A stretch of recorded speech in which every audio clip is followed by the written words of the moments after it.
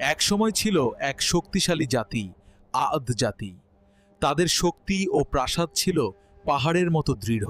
তারা মনে করত, আমাদের চেয়ে শক্তিশালী আর কে আছে পৃথিবীতে। অহংকারে তারা আল্লাহকে ভুলে গেল।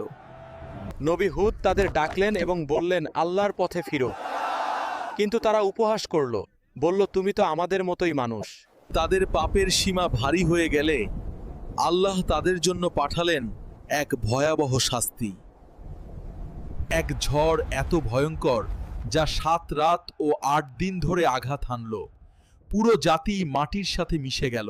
যে জাতি একসময় বলেছিল, আমাদের কে হারাতে পারে, তাদের অস্তিত্বই হারিয়ে গেল পৃথিবী থেকে।